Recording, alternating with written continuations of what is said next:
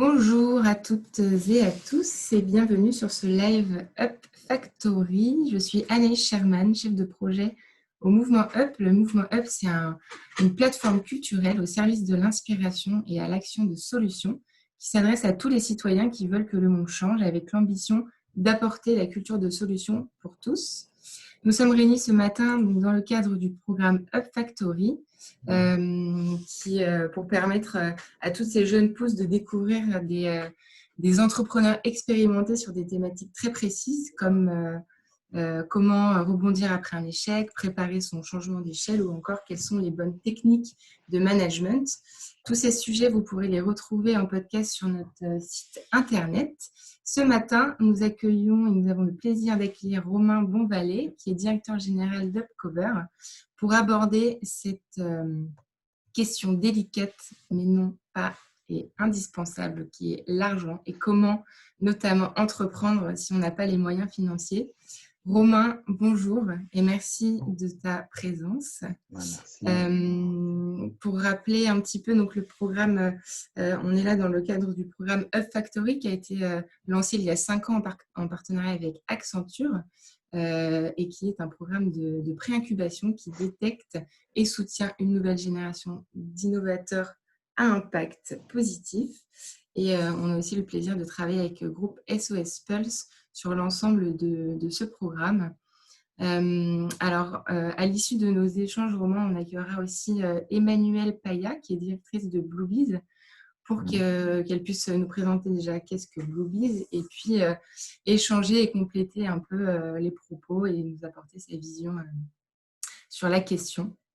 Donc, Romain, tu es directeur général d'Upcover. C'est un service qui propose des technologies de distribution et de gestion digitale de produits d'assurance. Tu me dis si jusque-là, Oui, c'est oui. bon. Et tu as aussi été banquier pendant plusieurs années et tu as participé à de nombreux projets entrepreneuriaux. Donc maintenant, c'est à ton tour. On veut tout savoir. Ouais. Raconte-nous un peu ton parcours et les projets auxquels tu as participé. Oui, bien sûr. Bah, écoute, en tout cas, déjà, merci de m'inviter sur cette discussion, ce temps d'inspiration. Je trouve ça vraiment très sympa. Et puis, toute l'initiative qui est faite dans ce mouvement Up avec Accenture en mentoring bienveillant, je trouve que c'est vraiment des choses dont on a besoin, enfin, dont certaines personnes et tous ceux qui désirent entreprendre ont besoin. Et c'est important de pouvoir être accompagné. On aura l'occasion d'en discuter après, parce que j'essaierai d'apporter un peu mes clés et quelques éléments pour réfléchir à comment est-ce qu'effectivement on entreprend sans argent. Pour me présenter et raconter un petit peu mon parcours, en effet, je suis un profil un peu, pas atypique, hein, mais je suis issu donc, initialement du monde de la banque. Et quel monde bancaire? Celui on va dire, du terrain. Parce que j'ai commencé sur les petites entreprises, les entrepreneurs, les startups, les TPE. Ensuite, j'ai évolué vers les PME, puis j'ai en fait terminé sur les grandes entreprises avec à chaque fois dans ma ligne de mire et dans mon envie de me construire, envie d'aller sur des problématiques financières et de business plus étoffées, plus importantes, plus grosses. Et puis une fois que je suis arrivé au bout du chemin, j'ai changé d'établissement bancaire pour avoir un peu plus d'autonomie, faire quelque chose dans un environnement plus petit. Et puis malgré tout, je suis repassé du côté de la barrière entrepreneur, puisque pour revenir un petit peu en arrière, j'ai monté une première affaire en 2011 en parallèle de mon activité professionnelle. Et là, d'ailleurs, je remercie encore l'établissement chez lequel j'étais qui m'avait permis de le faire. Parce que c'est possible d'avoir une activité, on va dire, d'entrepreneur et en même temps une activité salariée. Ça fait partie des clés, d'ailleurs, pour un petit peu anticiper ce qu'on se raconte après pour réussir sans argent, ou en tout cas sans mettre d'argent dans l'activité. Et donc, en fait, moi, de 2007 à 2011, j'étais, comme je l'ai dit, sur les petites entreprises et j'avais un périmètre sur plusieurs agences bancaires qui me permettaient en fait, de ne faire que des rendez-vous sans vraiment avoir, on va dire, la relation au quotidien avec toutes ces petites tâches de la gestion bancaire, de ne faire que du projet. Donc, ça m'a permis de voir des centaines et des centaines d'entrepreneurs, des centaines de projets. Et donc, finalement, au bout d'un moment, vous avez, puis vous avez un devoir de conseil aussi, donc sur les accompagnements à apporter, le financement, etc. Et donc, très rapidement, j'ai été vraiment piqué par le virus de l'entrepreneuriat. Et c'est vrai qu'en 2011, j'ai eu une opportunité. Je dis une création, mais c'était en fait une reprise sur un site qui fermait. Donc, c'est une reprise, on va dire, un petit peu précipitée, qui est une base de loisirs. Donc, bon, on se dit pourquoi. En plus, dans le Poitou, malgré tout, moi qui suis à Paris, avec quelques amis, on décide de s'associer pour reprendre ce site parce qu'on le connaissait bien.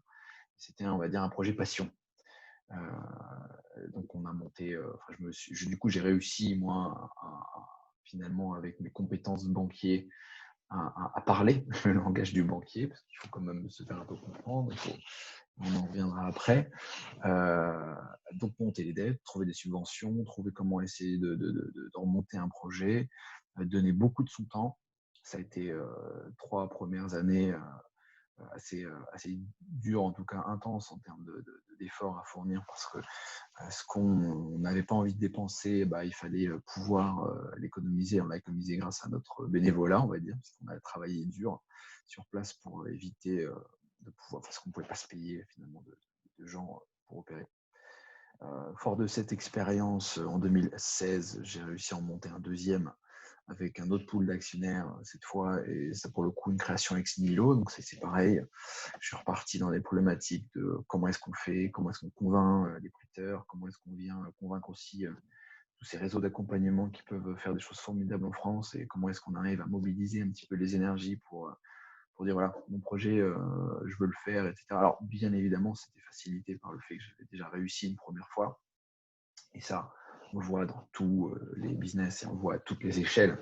Moi, c'est des petites choses, des petites places de loisirs rigolotes, mais sur des gros projets, on voit qu'effectivement la réussite du primo-entrepreneur, après derrière, s'il récidive, il a beaucoup de facilité pour être accompagné et pour être suivi financièrement notamment. Mais bon, en tout cas, voilà pour ce qui est de je dirais, de mon parcours à la fois banquier. Tout ça, je l'ai fait en étant toujours salarié, cadre bancaire, etc. Et toujours en m'accompagnant, enfin en m'entourant plus ou moins, en étant associé avec des gens qui sont très complémentaires de moi. Là, on parle de ces activités-là qui sont des activités de loisirs, mais qui ont, ça pourrait être le cas dans n'importe quelle activité. À partir du moment où vous avez besoin d'un savoir-faire, de diplôme ad hoc, pour monter un restaurant par exemple, ce genre de choses, il faut une complémentarité. J'aurais jamais pu le faire tout seul. Moi, je suis incapable de faire le moindre truc de bricolage un peu sophistiqué. J'ai pas non plus le diplôme pour encadrer en sécurité les gens dans la pratique du téléski nautique, puisque c'est ça dont on parle. Et donc nécessairement, il a fallu, et heureusement d'ailleurs, m'associer avec des gens dont c'est vraiment la compétence, mais qui, d'un autre côté, arrêter un bilan avec le comptable, faire de la gestion administrative, discuter avec tous les tiers qui gravitent autour du site, que ce soit les conseils, l'administration et tout ça. C'est des choses qui ne sont pas peut-être naturellement dans leur prédisposition. Donc, c'est des choses que moi, je fais. Donc, on se complète très bien.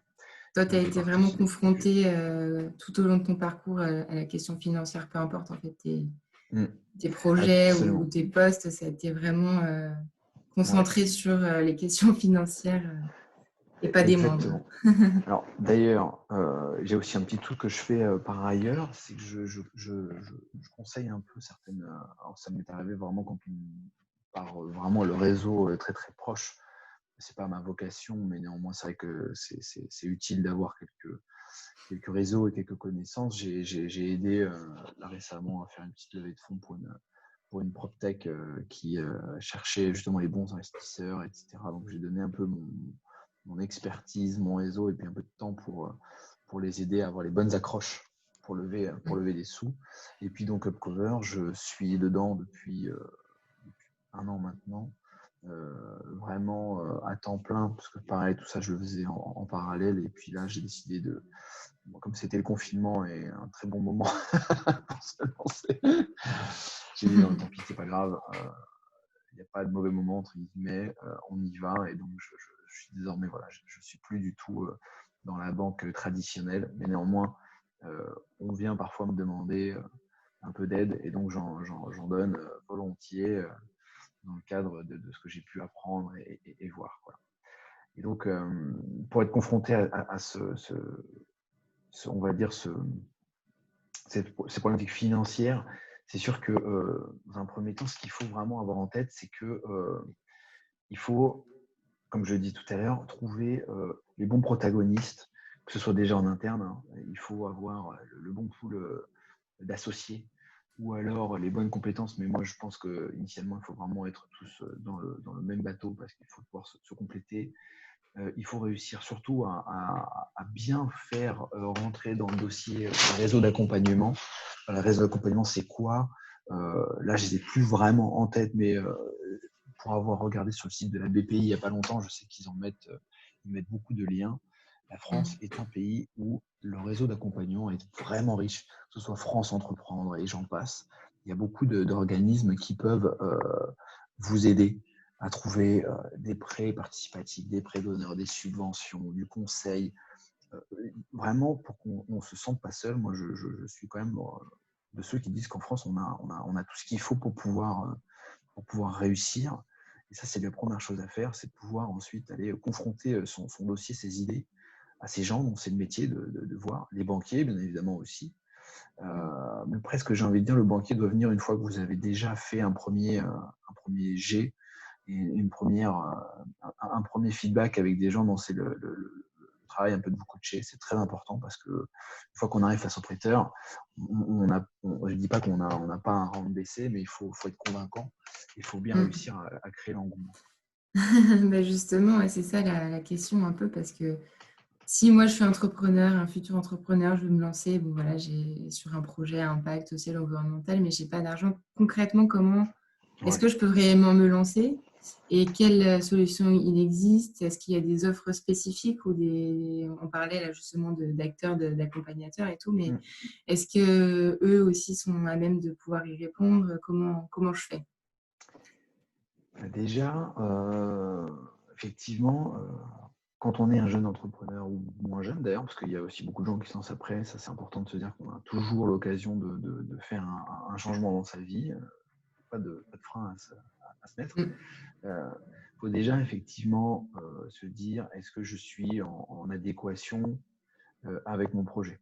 Si moi demain, par exemple, je me dis, je vais mettre une plaque en bas de chez moi qui va marquer Romain Bonvalet, dentiste, et que j'espère monter un cabinet de dentiste, si je ne sais pas faire et j'ai pas les diplômes, c'est pas possible. C'est un exemple un peu bébête, mais qui dit qu'effectivement, la première chose que va regarder les autres autour de vous et dont il faut se convaincre aussi, il faut être un peu persuadé de ça, c'est qu'on doit coller avec son projet, même si on ne vient pas tout de suite de l'univers, il faut aussi savoir engager et mobiliser des gens qui ont les compétences ad hoc.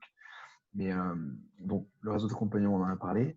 La première chose à faire aussi, une fois qu'on a bien ficelé et terminé son dossier, qu'on on est sûr de son fait, première chose à faire, c'est de trouver ce qu'on appelle de la love money.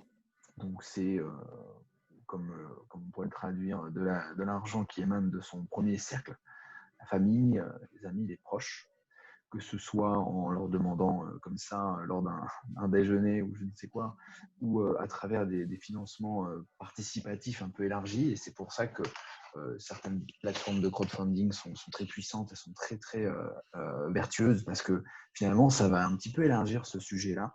Moi, je dis que sur des projets, sur des appels à projets comme ça qui sont financés à travers du crowdfunding, ce genre de trucs, il y a une capacité à diffuser un peu plus largement que effectivement son premier cercle. Mais ça, on va dire que c'est vraiment l'argent de gens qui croient aux porteurs, qui croient en vous, ou peut-être aussi qui peuvent croire à l'idée. Et c'est, on en discutait tout à l'heure avec Emmanuel, c'est pareil, des gens qui ont des convictions.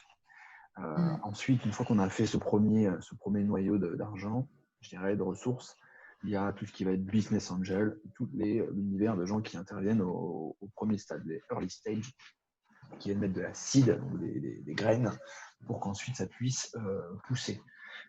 Ça, c'est quand on part du principe qu'il faut bien sûr de l'argent pour monter son entreprise. Il y a aussi, on pourra en discuter pendant très longtemps, des boîtes qui peuvent se monter sans ressources financières ou qui s'autofinancent. On va en revenir après. Il y a aussi comment est-ce que je peux répondre à finalement un besoin financier. Il n'y a pas que l'argent, donc comme je le disais, on peut aussi trouver, si on veut monter une boîte techno, trouver un associé qui, lui, aura une brique de compétences, qui saura faire le code, etc., qui va donner de son temps contre, bien sûr, de l'equity, enfin une part dans l'entreprise, dans le projet. Ça, c'est une ressource. Ça, c'est une ressource, c'est de se dire finalement, j'ai un gâteau, est-ce que je vais le garder pour moi ou est-ce que finalement je vais en donner des parts à d'autres gens qui vont, eux, pouvoir m'amener une valeur ajoutée dans le projet sans que finalement j'ai à payer leurs compétences, puisque le deal sera, tu deviens actionnaire, mais tu donnes de ton temps ou tu trouves des solutions. Il y a les startup studios aussi, dont on n'a pas parlé. C'est quoi, grosso modo? C'est d'aller au sein d'une sorte d'incubateur un peu plus orienté création d'entreprise où le corporate va trouver une idée et ensuite va chercher des gens qui ont envie de porter des projets. Donc ça peut aussi se faire dans ce sens-là, mais si vous avez un projet vous-même, vous pouvez aussi vous adresser à eux. Alors, il y a Pôle emploi qui, je tiens à le préciser quand même, pour celles et ceux qui ont la chance de pouvoir se lancer avec un filet de sécurité en ayant un projet de création et en ayant des droits au chômage qui vont faire valoir. C'est pareil, en France, c'est assez formidable d'avoir ce dispositif pour se dire je peux me concentrer sur le développement de mes affaires, j'ai les droits qui sont ouverts au préalable, ça après c'est un autre débat, et c'est vrai que ça permet de lancer des entreprises, c'est mon cas par exemple, en toute transparence, mais sans ça, je ne sais pas si finalement beaucoup de gens prendraient ce risque parce qu'on a des besoins alimentaires, je veux dire, donc c'est quand la pompe à cash flow ne peut pas s'activer tout de suite, c'est très important. Puis ça permet d'économiser pour pouvoir réinvestir dans sa boîte. Et puis le crowdfunding, on en a parlé. En tout cas, voilà un petit peu pêle-mêle quelles sont les solutions pour trouver des ressources financières, mais pas que. Il y a aussi, dernier point, l'adossement, c'est-à-dire vous avez une très bonne idée. Alors, bien évidemment, on part du principe que vous avez réussi à développer un petit peu le sujet. Et ensuite, vous pouvez aller chercher auprès d'un industriel qui a un intérêt à vous suivre, une participation ou un montage qui vous permettra à vous d'avoir à disposition ces moyens et puis à lui de faire de mettre un petit drapeau chez vous pour voir si le moment venu, il vous intègre pas un peu plus dans son champ d'activité. Voilà. Ok, très clair. Et donc, Et alors, ouais, dis-moi. non, j'allais dire tu voulais Oui, compléter non, ou... en fait, non, j'allais dire que une fois qu'on a trouvé ça, c'est ce qu'on appelle un petit peu, alors, on va dire, pour faire un truc très, très généraliste, les fonds propres ou les quasi-fonds propres, c'est-à-dire un peu ce que nous, on peut amener, ou d'autres tiers, mais qui sont vraiment là, qui sont des parties prenantes. Ensuite, il y a la catégorie des prêteurs. Alors, les prêteurs, c'est des gens, c'est des banquiers, hein, grosso modo. Maintenant, il reste d'autres choses, mais c'est effectivement, on vous prête de l'argent, on n'a pas de contrepartie de part dans la société, ce genre de choses. On peut prendre des garanties sur les dirigeants ou sur l'entreprise quand on est un prêteur. Et ça, d'ailleurs, je fais une petite parenthèse, les réseaux d'accompagnement, BPI en premier, avec ses contre-garanties, sont vraiment aussi un très bon levier pour permettre à des jeunes de lever de la dette. C'est que BPI propose de venir couvrir 70% de la perte de la banque si jamais vous n'arrivez pas à faire aboutir votre projet une fois que vous avez levé votre dette. Donc ça sécurise pas mal à la fois la banque qui dit j'irai m'adresser à BPI. C'est une contre-garantie qui a un coût, puisque l'entrepreneur ou l'entreprise qui lève cette dette va le payer immédiatement. Mais derrière, ça libère beaucoup parce que c'est vrai que quand on entreprend, on est, surtout au début, on est caution, on nous demande de nous mouiller très très fort et il y a des gens, hélas, pour lesquels il y a derrière des répercussions fortes. Enfin voilà. Donc, une fois qu'on a dit ça, donc je disais, pour pouvoir aller trouver des financiers, donc des gens qui sont vraiment des prêteurs, il faut, j'allais dire, moi je disais beaucoup quand je rencontrais des créateurs d'entreprises, il faut le voir un peu comme un film. Qu'est-ce que ça veut dire? Ça, d'ailleurs, je le tenais d'une de mes formations où on me disait le plan de financement, donc c'est-à-dire les besoins, l'emploi ressources. Qu'est-ce qu'il faut que je mette pour monter mon dossier et comment je vais le financer ou comment je vais adresser ce besoin. Le plan de financement, c'est la photographie et le business plan, c'est le film. de tout ça. C'est la version un peu dynamique. Alors, moi, je vais un peu plus loin dans ce truc-là. Je dis c'est carrément, effectivement, comme vraiment une production de film, entre guillemets, où il faut une belle affiche pour que les gens aient envie. Donc, finalement, c'est le plan de financement. C'est j'ai besoin de quoi, comment je vais le faire. Il faut un super casting. Parce que si vous avez Leonardo DiCaprio pour monter un beau film, un blockbuster, ça va être peut-être plus sympa que si vous avez un acteur pas connu du tout, etc. Et donc, c'est ce qu'on disait tout à l'heure sur l'adéquation à un projet. Si vous avez les bons, ça va bien sûr faciliter énormément les choses. Il faut ensuite une bande-annonce. Donc, qu'est-ce que c'est finalement? C'est un petit peu quelque chose qui permet, en introduction de votre dossier, de montrer tout de suite au premier regard à des gens qui vont voir passer beaucoup qu'il y a une pertinence, que ouais, le projet est sexy. Donc, il faut un teaser ou un executive summary, enfin, on appelle ça comme on veut, mais en tout cas un résumé de ce que vous recherchez, qui vous êtes, comment vous allez faire, etc. Et une fois que la bande-annonce elle a complètement séduit votre auditoire, il faut un super film. Et le film, c'est le business plan, c'est-à-dire sur une durée de 3 à 5 ans. Vous pouvez tirer plus longtemps, mais moi, en général, je faisais l'exercice sur la durée de la dette. C'est important. Parce que, le banquier va dire, je vais vous prêter quoi, pour combien de temps? Et ça, c'est important aussi dans le plan, de savoir ce que financent les banquiers, ce qu'ils ne financent pas. Je ferai un aparté sur le sujet juste après. Et donc, c'est de se dire, sur la durée, voilà, comment est-ce que les choses vont se passer, quelles sont mes hypothèses, et puis la construction d'un BP qui soit à chaque fois très clair, très, très bien expliqué pour dire, voilà comment je construis mon chiffre d'affaires, voilà quel est mon modèle de charge, etc., etc. Voilà quels sont les cash flows qui permettent ensuite de faire face au service de la dette, puisque là, l'objectif, c'est d'aller lever une dette, de se leverager, comme on dit. Et donc, c'est très important. Voilà un peu moi comment j'essayais Donc ça, d'imager un peu le c'est pour sujet. toi, c'est un peu les arguments vraiment, enfin les bons arguments, c'est d'avoir vraiment un projet qui soit bien abouti, qui puisse se démarquer. Et comme on n'a pas forcément les moyens qui vont derrière, c'est de pouvoir vraiment bien l'incarner, de montrer aux banquiers qu'il y a toutes les ressources derrière pour mener à bien ce projet. Voilà. Après, tu vois, dans ce qu'on disait tout à l'heure, c'est difficile d'en parler de manière générale sans rentrer dans différents niveaux de détail parce que si par exemple c'est une boîte de service, tu peux très bien, nous ça a été le cas chez Upcover, te financer sur tes clients. Tu pars du principe qu'ils ont un gros besoin à combler, tu vas leur faire quelque chose à façon et puis tu vas facturer à un moment donné ton jalon, ton projet, enfin le projet, le livrable pour ton client. Avec ça, tu vas avoir une rentrée de cash qui va te permettre ensuite de payer tes développements internes, etc. Et puis tu peux enclencher comme ça.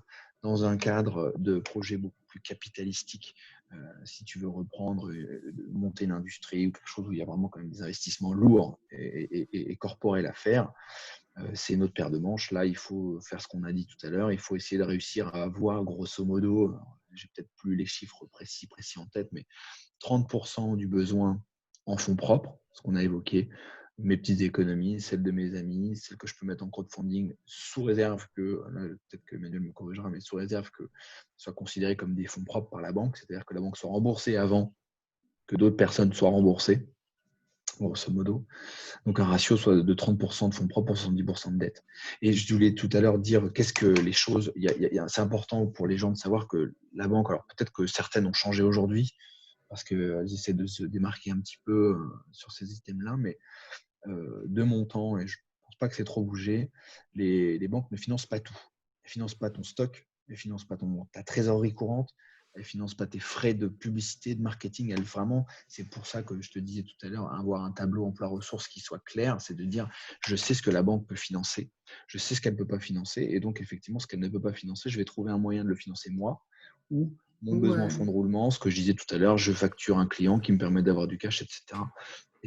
Quoi. Mais c'est vrai que la banque arrivant en dernier, entre guillemets, on a déjà vu comment est-ce qu'on a constitué son fonds et ensuite on va chercher de la dette. Quoi. Mais j'imagine que ça réduit quand même pas mal les chances de convaincre une banque si j'ai vraiment pas beaucoup d'argent ou Ouais, qu'il mais manque. encore une fois, ça revient à ce qu'on disait tout à l'heure. Si on n'a pas d'argent, tu vois, alors après, bon, c'est sûr que c'est pas donné à tous. Il faut pas que les gens pensent que c'est très, très facile, c'est si facile que ça, mais Mmh. si on a une bonne idée, si on l'a bien présentée, bien construite, on peut aller chercher de prime abord ces fameuses ressources financières qui vous permettent ensuite de faire ce complément avec de la dette bancaire ou pas, hein, mais moi je suis assez adepte de la dette bancaire. Bien évidemment, pouvoir lever de la dette, ça nécessite aussi auprès des banquiers qui ne sont pas des capitaux risqueurs de leur dire regarde, à très brève échéance, je vais générer de la marge et des résultats d'exploitation positifs, de l'EBITDA qui me permettra de te rembourser. Si on a prévu de cramer pendant plusieurs années beaucoup d'argent pour faire de l'acquisition de clients, comme c'est le cas de beaucoup de startups, c'est un peu plus compliqué d'aller convaincre un prêteur parce que lui, il n'achète pas le fait qu'il y a une sortie en capital plus tard. Lui, il vient dire, je mets de l'argent, maintenant, sur un temps dédié et à très brève échéance, comment est-ce que le flux peut revenir dans ma poche alors qu'un investisseur va prêter et ne va pas réclamer son dû avant de pouvoir envisager une sortie et il sait qu'elle n'est pas effectivement normalement à moyen terme. Donc ça, Mmh. c'est vrai que c'est deux choses différentes. Mais bon, le fait de pouvoir constituer cette petite mise de départ ou grosse mise de départ, soit c'est de l'apport en industrie, soit c'est de l'apport en argent, comme on l'a dit. Mais encore une fois, si vous êtes, si votre projet a quelque chose en plus, si vous en êtes convaincu, si vous l'incarnez bien et que vous arrivez à convaincre, parce que tout ça c'est vraiment réalisable, il ne faut pas oublier aussi qu'aujourd'hui, on est dans un environnement où les liquidités sont assez abondantes. Les fonds et les levées de fonds se font beaucoup plus facilement. Les outils de crowdfunding sont nettement plus élaborés qu'avant. Moi, quand j'ai commencé, 2011, il n'y avait vraiment pas de ça. En tout cas, moi, je ne voyais pas ces sujets-là comme ça. Oui, c'est vrai. Et j'ai eu l'aide de la région qui m'a subventionné sur l'exploitation.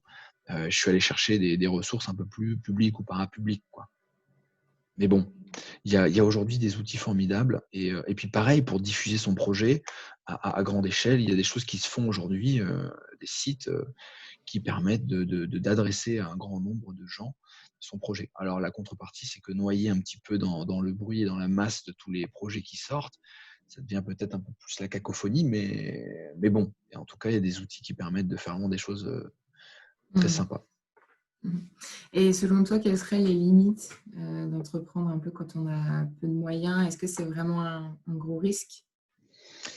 Ben, déjà, c'est un risque, quand on n'a vraiment pas de moyens, c'est un risque de «gouvernance» entre guillemets. Parce que si, vous avez besoin des sous des autres, selon les contreparties qui sont demandées, vous pouvez être un peu plus, mis en danger. Si jamais ça se passe «mal» entre guillemets, s'il y a une mauvaise exécution de votre business plan, de votre projet. Donc, en cas de levée de fonds, ce genre de choses, il y a des risques de prise de contrôle par les investisseurs. Ils ont des mécanismes qui leur permettent de dire: «Bon, à un moment donné, on va rentrer un peu plus opérationnellement et donc vous pouvez vous faire sortir de votre propre projet», ce qui est assez terrible. Il y a un risque d'impasse de trésorerie si jamais on est vraiment limite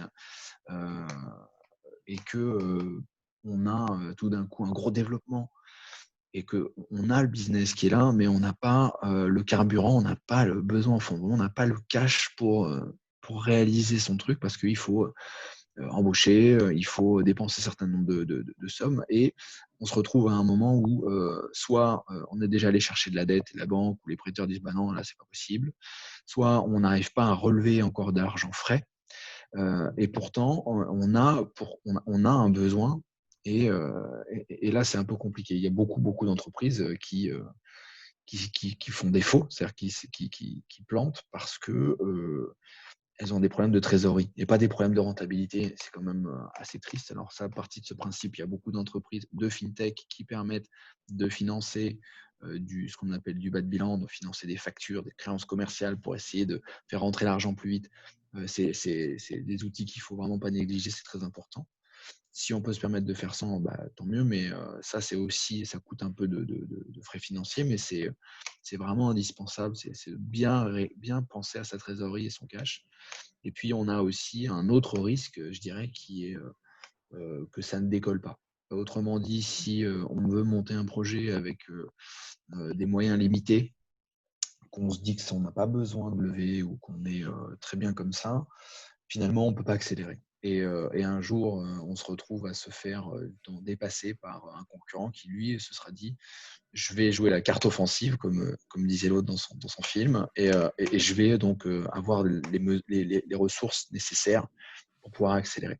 Et à un moment donné, j'essaierai de me pencher plus sur ma rentabilité intrinsèque, mais je vais d'abord cramer un peu du cash pour essayer d'aller vite. Et ceux qui n'ont pas assez ou qui ne souhaitent pas ou qui ont dit je vais faire ça tranquillement, effectivement, s'exposent à un rythme de croissance qui sera beaucoup moins important.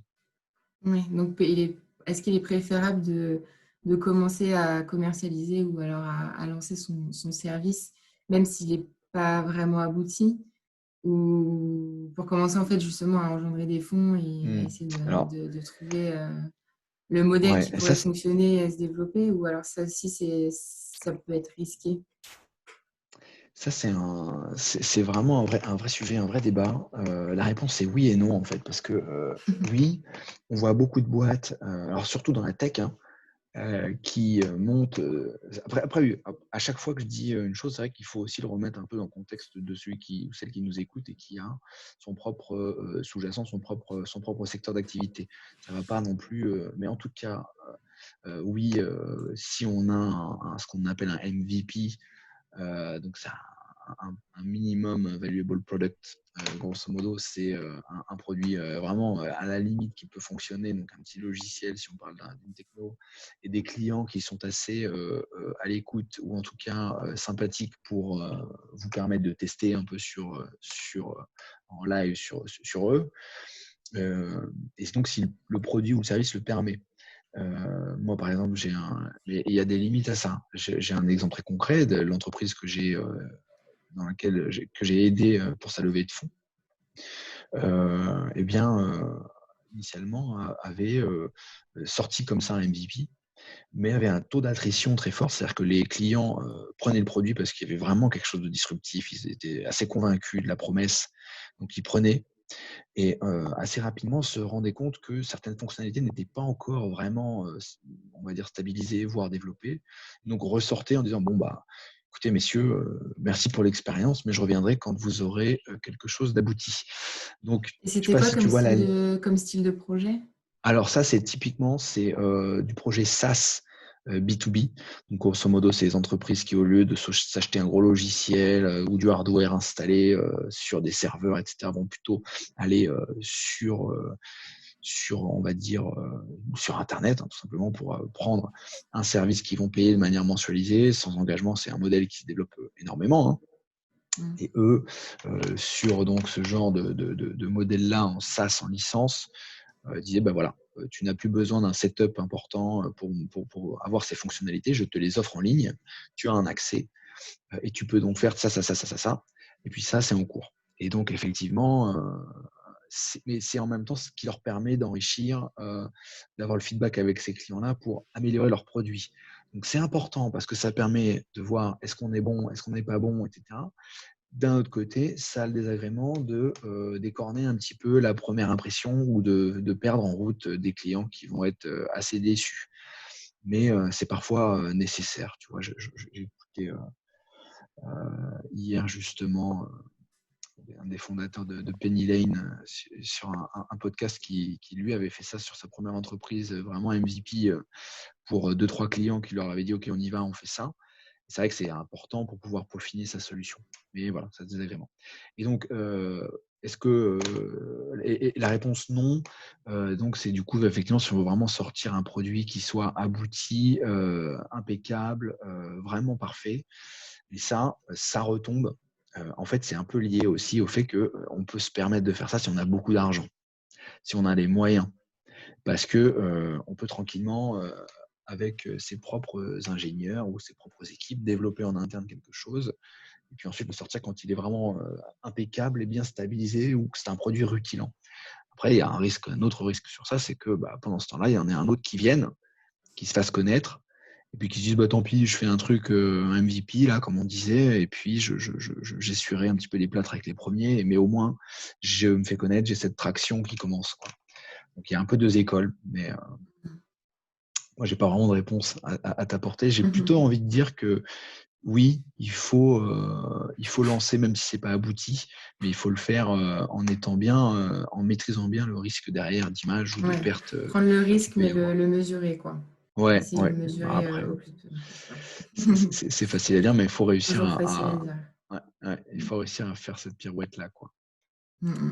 Puis encore une fois, c'est sûr que si on n'a pas les sous, et qu'on a besoin de pouvoir aller rapidement où il y a une notion de time to market, comme on dit aussi, hein, c'est-à-dire qu'il faut être rapide, il faut être le premier ou il faut être un des premiers pour aller occuper le terrain sur quelque chose dont on se dit, voilà, je vais disrupter tel ou tel segment, et donc c'est la course à celui qui est le premier, quoi. Voilà. À tel endroit au bon moment, quoi. Exactement. Et puis tu as d'ailleurs cette course, ce qu'on disait tout à l'heure aussi, ce qu'on peut entreprendre sans argent, finalement, ce qu'on peut se dire en conclusion, c'est que selon le profil du projet qu'on veut monter, une fois qu'on a fait tout ce plan de financement et qu'on se dit, bon, bah, comment est-ce que je fais pour avoir au moins un tiers de tout ça, les 30%, et comment je vais chercher le reste, la clé, effectivement, c'est de réussir à se dire, il faut que j'ai un bon mix entre les ressources que j'ai moi tout de suite et ce dont j'aurai besoin demain pour pouvoir accélérer. Et si je veux accélérer, bah, du coup, il faut que j'aille chercher les bons interlocuteurs. Et là, le réseau d'accompagnement, les business angels, les fonds spécifiques, les fonds qui sont spécialisés sur certaines activités et qui vont regarder que des verticales, bah, si je suis dedans, bah, je vais aller les voir, etc., etc. Un industriel qui pourrait être intéressé parce que lui aussi se rend compte que sa croissance future, elle se fait à travers des petites acquisitions d'entreprises agiles. Ce qu'on dit acquisition Bolton, c'est typiquement aussi le genre de choses qui peut vous permettre de monter des choses sans argent. Après, voilà. Mm. Je Très bien, parle bah pas ça de, c'est... je parle pas des activités, bien sûr, où on le fait tout seul avec sa matière grise et on a besoin d'un ordinateur, du jus de cerveau pour le faire. Ça, c'est encore autre chose. Et c'est d'ailleurs super de pouvoir faire des choses comme ça, mais à un moment donné, si vous voulez scaler, comme on dit, ou développer, croître, il faut que la finance intervienne, et c'est là qu'on a quand même beaucoup de leviers à activer, même si on n'a pas des centaines de milliers d'euros soi-même sur son compte en banque pour pouvoir autofinancer son projet. Merci beaucoup, Romain. Mais justement, ça fait une belle transition parce qu'un des moyens aussi pour récolter un peu d'argent, c'est Bluebees. Et donc, je vais accueillir Emmanuelle Paya, qui est la directrice. Emmanuelle, prépare-toi. Tu vas passer à l'écran. Et rebonjour, et tu es en mute. On ne t'entend pas. Bonjour Emmanuelle. Bienvenue. Oui, on t'entend. C'est très bien. Merci d'être là. Bah, je te laisse te présenter, nous présenter un peu les activités de Bluebees et puis faire le lien un peu avec tout ce qu'on vient de se dire avec Romain.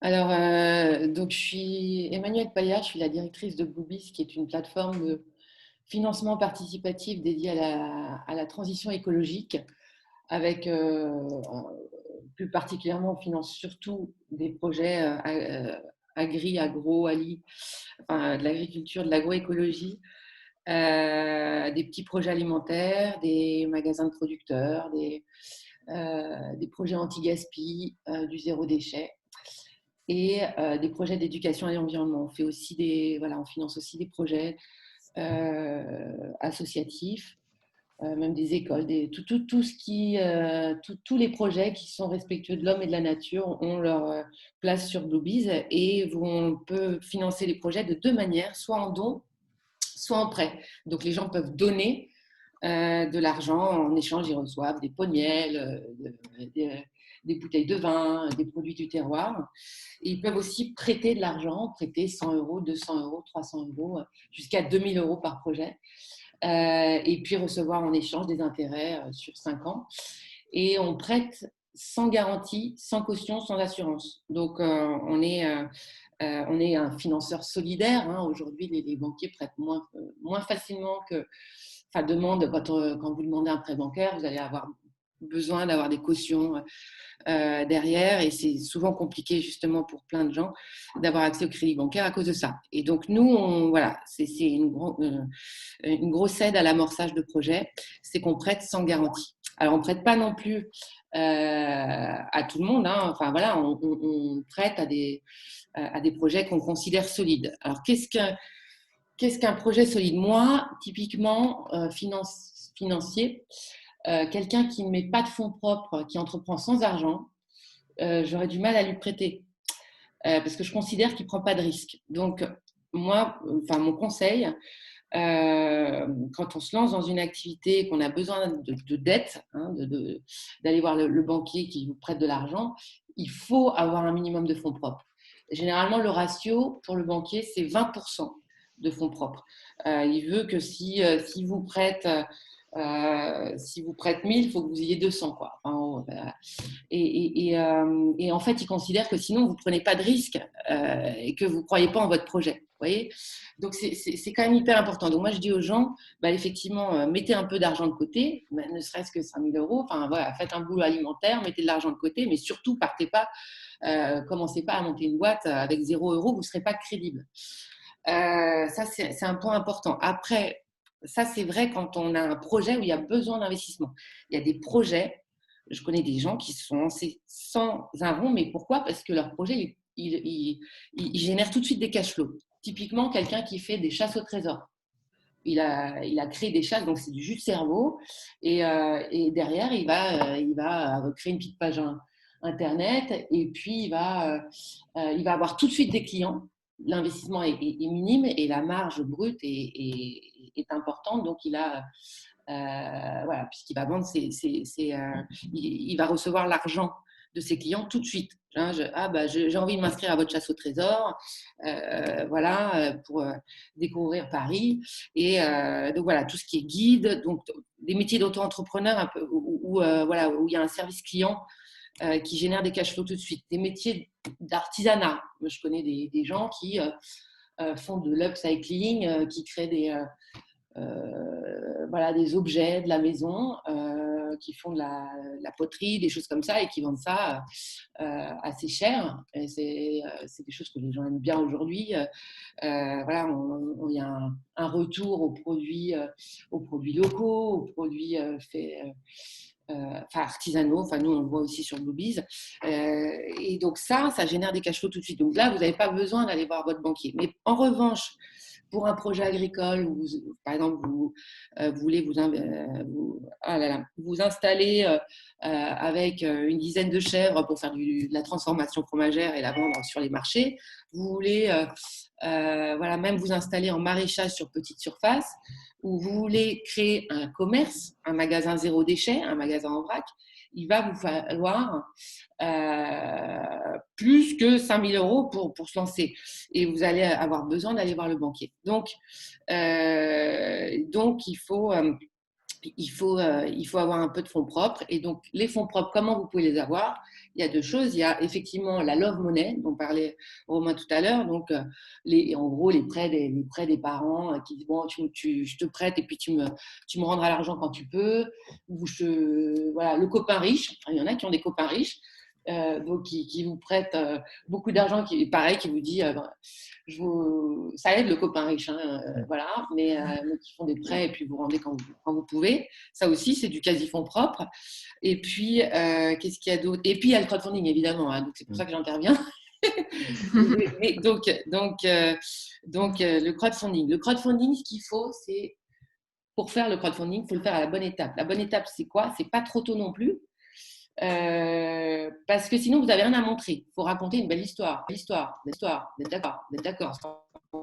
Il faut, si vous voulez que les gens donnent ou prêtent sur votre projet, il faut une belle histoire à raconter. Mais si vous parlez que au futur en disant je vais faire ci, je vais faire ça, bon, ok, on verra quand il aura créé son truc, quoi. Donc il faut quand même avoir fait ce qu'on appelle la preuve du concept.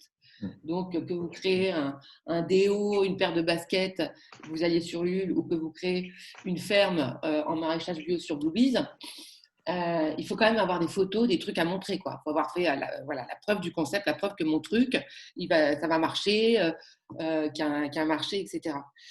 Tous les financiers, quels qu'ils soient, que ce soit en fonds propres, en dette, machin, vous demanderont la preuve du concept. Hein. Voilà. Donc, Le est-ce POC. qu'il faut pouvoir montrer qu'il y a… Comment ? Je dis le POC, effectivement, tu as Donc, il faut raison. pouvoir montrer que… Ouais, voilà. Merci. Et donc, il faut pouvoir montrer que voilà, qu'il y a des clients, que ça va plaire, que c'est sexy. Donc, si vous lancez un jus de légumes, je dis n'importe quoi, si vous ne pouvez pas le faire goûter à vos financeurs, voilà, moi, l'autre jour, il y avait un projet, une chocolaterie. La fille, elle est venue me présenter son projet. Elle n'avait pas amené de chocolat. Je n'ai pas pu goûter. Donc, erreur énorme, quoi. J'ai oublié. Ah bah oui, super. Donc clairement, là déjà, c'était mort, quoi. Donc voilà. Donc le crowdfunding, en 2 mots. Je ne vais pas vous faire un cours sur comment réussir une campagne parce qu'on n'a pas le temps. Vous pourrez me contacter ensuite si ça vous intéresse d'en savoir plus. Mais on a fait des tonnes de guides, ça fait 5 ans qu'on fait ça. Donc, on connaît toutes les facettes du marketing pour réussir une campagne. En moyenne, sur Bluebees, donc en dons, sur des projets qui sont en maraîchage, dans des zones rurales où il y a une personne au kilomètre carré, ils arrivent à récolter 9 000 euros. 9 000 euros, c'est 9 000 euros de fonds propres, hein, en don contre don. Donc, voilà, c'est notre moyenne sur Bluebees. Et ça, c'est parce qu'il y a un accompagnement, un coaching et que assez important. On ne laisse pas les gens derrière la plateforme tout seuls à se débrouiller.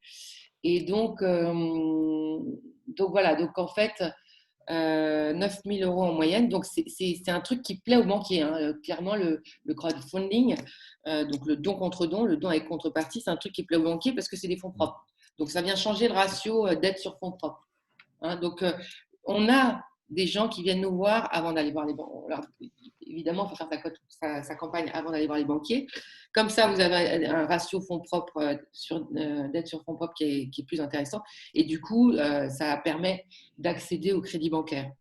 Ça fait du bruit. En fait, ce qu'aime bien le banquier aussi, c'est que si vous êtes bon en crowdfunding, si vous réussissez votre campagne, ça veut dire que vous être bon en marketing et en communication. Donc, clairement, ça veut dire que vous serez bon, vous serez à l'aise pour vendre, pour vendre votre produit. Vous serez bon commercialement. Donc, c'est un point positif aussi, c'est une note positive pour votre projet. Voilà, ça va rassurer. Et de savoir qu'il y a 300 personnes qui ont plébiscité votre jus de légumes ou votre magasin zéro déchet, n'importe quoi, ça va rassurer. Ça va rassurer aussi les investisseurs, ça va rassurer le copain riche, ça va rassurer tout le monde, tous les gens qui vont vous aider dans votre projet. Voilà. Mais vraiment, moi, mon message, c'est quand même à part ce que j'ai dit, hein, les projets où il n'y a pas besoin d'investir, il faut quand même mettre de l'argent de côté, sinon c'est compliqué. Voilà. Romain, est-ce que tu voulais Non, ce qu'a dit Emmanuel, ça me rassure parce que effectivement, on est en phase complètement. Alors moi, j'ai dit 30% de fonds propres sur dette, effectivement. Quand toi, tu disais 20, alors peut-être qu'effectivement, les banquiers sont moins pointilleux que moi je l'étais, ou peut-être que quand tu disais ça, c'était ça avant de considérer peut-être le add-on du crowdfunding qui peut permettre d'atteindre ce ratio-là. Mais tout ce qu'a dit Emmanuel, tout ce qu'a dit Emmanuel, et je suis vraiment complètement d'accord avec ce qu'elle dit. C'est sûr que c'est ce qu'on s'est dit tout à l'heure, hein, un projet capitalistique, il faut des fonds propres. Comment on fait? Tout ce qu'on a déjà évoqué. Et en effet, il faut être capable soi-même de vider son compte en banque, entre guillemets, et de se mouiller, parce que c'est sûr que si vous arrivez sans pouvoir montrer que vous vous mouillez, c'est impossible de pouvoir bien mobiliser les autres autour de soi. Donc, mais vraiment très bonne synthèse, Emmanuel, et effectivement. Et le crowdfunding, par contre, effectivement, moi, je le mettais en fonds propres. Je suis content que tu le confirmes parce que je ne savais pas trop dire. Alors, je sais qu'il y a du prêt participatif, donc là, c'est un instrument plutôt de dette, mais tant qu'il est payé après la banque, j'imagine que si la banque est junior, enfin, est payée avant, elle le considère, elle le retraite comme des quasi-fonds propres, et dans ce cas-là, ça vient sécuriser le dossier, non, j'imagine. Alors, oui, le prêt Bluebees, comme on est les derniers remboursés, puisque s'il y a un problème, on est les derniers remboursés, hein, clairement. Nous, Ouais, c'est... Donc, on est considéré comme du quasi-fonds propre. ouais, ouais. Euh, c'est au- voilà, donc effectivement, ça peut aussi faire effet de levier, la banque. Voilà. Mais non, ce qui est génial, le crowdlending, Ouais, c'est que ça accélère quand même l'accès au crédit bancaire. Il y a des gens qui nous ont dit clairement le fait bien qu'il y ait sûr. 300 prêteurs. On a fait Mm. la campagne de crowdlending un tout petit peu avant l'accès, mais ça a accéléré le dossier. Mm. Donc voilà. Donc moi, dans l'ordre, je mettrais Love Money et Copain Riche. Hein. Après, crowdfunding, donc don contre don. Donc là, je fais ma campagne, je fais du bruit pour connaître le truc. Après, je vais voir le banquier et les investisseurs s'il y a besoin d'investisseurs. Mais faut pas attention aux actionnaires externes. Effectivement, il faut bien les choisir, hein, prendre des gens qui ont le même ADN que vous, parce que si vous prenez quelqu'un qui s'en fiche, qui veut que de la rentabilité, etc., ça peut vous tuer, quoi. Donc l'actionnaire, c'est stratégique. Donc tant que vous pouvez faire sans actionnaire, le maximum de temps, il faut faire sans actionnaire pour pas vous faire piquer votre boîte aussi, et pour pas qu'il tue l'ADN de votre projet. Ça arrive, voilà. Donc, c'est clair tout ce que j'ai dit? C'est Mm. très clair et en plus, j'allais vous demander quels seraient vos conseils que vous pourriez donner justement à nos entrepreneurs et ceux qui souhaitent se lancer, que ce soit sur cette question spécifique ou plus globalement, le conseil vraiment qui vous vient, vous, aujourd'hui, que vous aimeriez partager. Alors, moi, je finirai en disant commence petit, mais commence maintenant. J'aime bien cette phrase, c'est-à-dire que je pense pas qu'il faut faut pas se mettre la barre trop haut, mais il faut y aller, faut foncer, faut pas attendre que ce soit parfait. Et vous améliorerez le truc au cours du temps. Et il ne faut pas cramer trop de cash trop vite parce que c'est comme ça aussi que c'est trop risqué. Enfin, pour moi, c'est hyper risqué voilà, vaut mieux avoir un développement frugal. Et nous, Bluebees, typiquement, c'est ce qu'on a choisi. Et si on n'avait pas fait ça, je pense qu'on serait mort. Parce que nous, on est dans un milieu ultra concurrentiel, on a plein de concurrents et on fait attention, voilà, on crame pas trop de cash. Et je pense que c'est surtout dans un environnement incertain tel que l'on vit aujourd'hui, à mon avis, la stratégie la meilleure à adopter. Donc, commencer même si c'est pas parfait, avancer doucement, cramer pas trop de cash et voilà, développement frugal. C'est moins risqué que la Startup Nation où voilà, je lève des millions, mais le jour où vos actionnaires vous lâchent, voilà. Ouais, Merci, Manuel. ouais, merci, ouais, effectivement, Manuel, je rejoins vraiment ce que tu dis.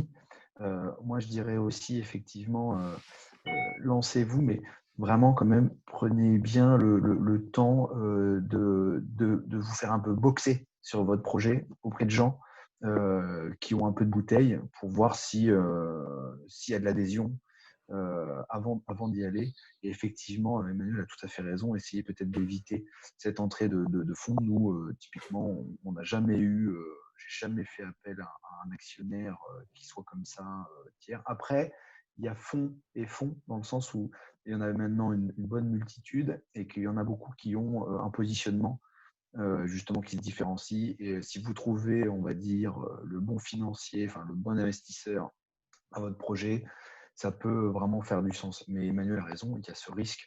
Il y en a beaucoup qui ne font pas dans la dentelle et qui, au moindre problème, vont s'accaparer vos actifs ou vont vous mettre dehors ou vont après un petit peu durcir le ton une fois que les 12 mois, grosso modo, sont passés et que le premier exercice post-levé est exercé. Donc, essayez de garder votre autonomie, en effet. Si vraiment vous avez envie de voir très grand, prenez le temps d'avoir quelque chose de très abouti.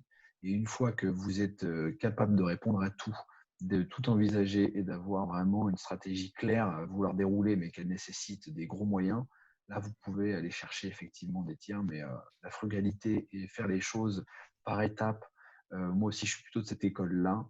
Donc, je dirais, faites attention et effectivement,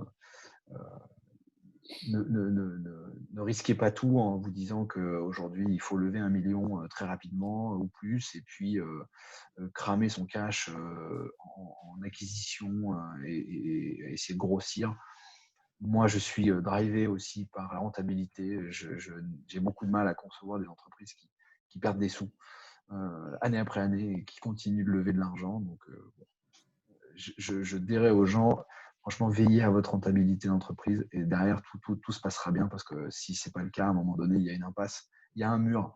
Et, soit on arrive à le repousser en levant de l'argent, bon, soit un jour on se le prend, quoi. Et... Merci à tous les deux. Alors, pour conclure, peut-être une actualité à nous partager. Je sais que Bluebees, vous avez lancé là pour Noël une carte cadeau. Est-ce que tu peux nous en parler un peu plus? On a pas mal d'actualités. On a lancé un appel à projet « Les entrepreneurs ne perdent pas le Nord » dans les Hauts-de-France. Et donc, où on propose donc, un accompagnement en crowdfunding et aussi une aide, un coaching de Germinal, qui est voilà, un établissement type, pas incubateur, mais enfin voilà, qui accompagne, qui aide les entrepreneurs en amorçage. Donc, c'est des entrepreneurs, voilà, tout type d'entrepreneurs. Évidemment, il faut qu'il y ait une brique écologique, sinon ça n'a pas d'intérêt pour nous de le mettre sur Bluebees, quoi. Donc ça, c'est voilà. Donc ça, c'est pour les Hauts-de-France. Donc je sais pas si c'est peut-être pas d'actualité ici. Et puis oui, on a lancé une carte cadeau, ce qui permet d'essayer de faire en sorte que le crowdfunding aujourd'hui soit un outil aussi. On s'en sert pour faire des cadeaux. Faites plaisir à plusieurs personnes, faites plaisir à la personne qui le reçoit, mais aussi aux porteurs de projets que vous allez aider, et vous offrez un cadeau qui a du sens, puisque voilà. Donc moi, je fais mes cadeaux de Noël sur Bluebees. Et voilà, donc j'achète entre du miel, du vin, etc. Et en même temps, j'aide des entrepreneurs. Donc voilà. Super, c'est vrai que c'est un bon moyen d'allier les deux. Romain, une dernière chose à partager? Écoutez, non, nous, en termes d'actualité, pour ce qui est de Cover, on a lancé il y a peu de temps une nouvelle solution pour les petits commerçants qui vendent des produits et des services qui peuvent derrière être adossés à une assurance, que ce soit de l'annulation, casse-vol, etc. Et on leur propose de le mettre en place sur leur site, même s'ils n'ont pas un gros volume d'affaires, parce que derrière, on vient agréger plusieurs petits e-commerçants et puis aller négocier avec les assureurs pour leur permettre d'avoir les mêmes services que, je dis n'importe quoi, on ne va pas les citer, mais un grand site e-commerce qui fait partie des top 10 des sites français et qui, lui, a toute une panoplie de services additionnels pour ses consommateurs. Vous êtes un petit commerçant en ligne, vous vendez les mêmes produits, vous avez un positionnement qui est différent, mais vous n'avez pas ces services-là, nous, on vient vous les offrir, et c'est ce qu'on a sorti il n'y a pas longtemps pour permettre à tous de pouvoir, on va dire, avoir les mêmes armes, si je puis le dire comme ça, pour essayer de repartir avec enthousiasme sur cette fin d'année et 2021, après une année 2020 très, très chahutée, quoi. Très difficile, ouais. Super. Côté Actu Movement, nous, on va lancer une campagne de pré-vente pour soutenir justement le lancement de notre prochain numéro, le numéro 5, qui sera dédié à l'entreprise comme acteur du changement. Donc, ça peut être aussi un cadeau utile pour Noël et pour sensibiliser tout le monde à toutes ces questions environnementales, sociétales et sociales.